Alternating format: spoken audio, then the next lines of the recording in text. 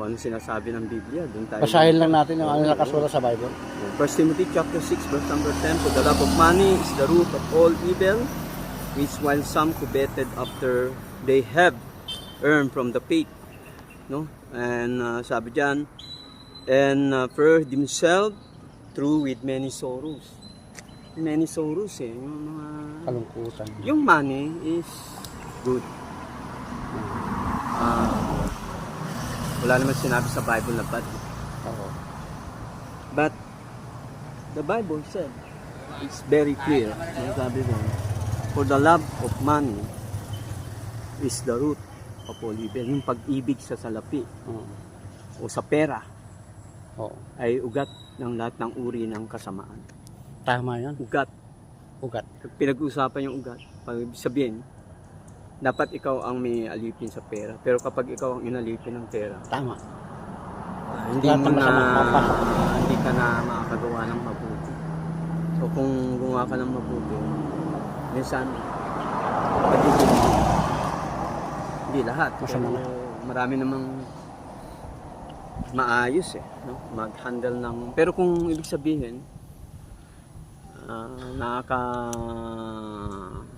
ka na ng tao o nagagamit mo na yung, kasi salitang the root of all evil, no? Mabigat yun. Ugat ng lahat ng kasamahan. Makakagawa ka ng isang bagay na Kaya mong pakilusin ang pera. ng, sabi na natin crime dahil sa pera. Siguro mga wala nga tayong tinutukoy na ano kahit sino, even mga nasa gobyerno, lahat pribadong sektor ng lipunan, mga personalidad. But iba turo ng Bible Oo. Sabi ng Bible, perilous time shall come because man shall be lovers of pleasure more than lovers of God, no? Tama. Mas inibig ng tao yung pleasure more than lovers of God, na higit kay sa Diyos. Kasi pagka pleasure ka na, kilala mo ang Diyos, pero yung lifestyle mo apart from God. Kaya may danger doon, no? Mabuti maging mayaman, mabuti maging mapera, but kung ito more than lovers of God, mabigat na usapin yan, no? Kaya mag-iingat tayo, no? Kasi ang Bible maraming warnings in regards to the love of money and pleasure. Kaya nga dapat aware tayo sa mga bagay na meron tayo ngayon. Dahil yung kung ano meron tayo, hindi yan mismo talaga sa ating sariling kakayahan, kundi dun sa binigay ng Diyos sa atin, no? Kaya mahalin natin to at honor the Lord. Sabi nga ng Bible sa Book of Proverbs, honor the Lord with your substance. Parangalan mo ang Diyos sa lahat ng iyong tinatangkilik. Kung may lakas tayo, honor natin ang Diyos. Kung ano meron sa atin, yan ay dahil sa biyaya ng Diyos, no?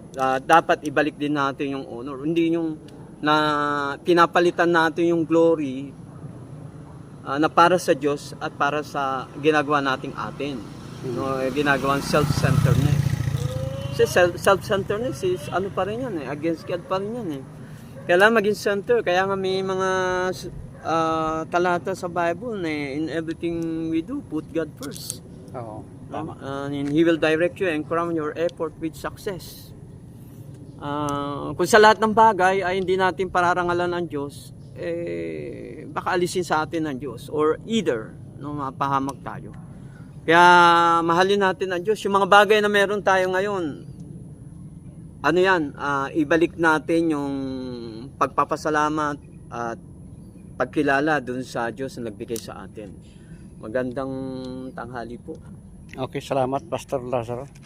Ayan ang mensahe ni Pastor Lazaro Jepoy. For the love of money is the root of all evil. Ang pag-ibig sa salapi ay ugat ng lahat ng uri ng kasamahan.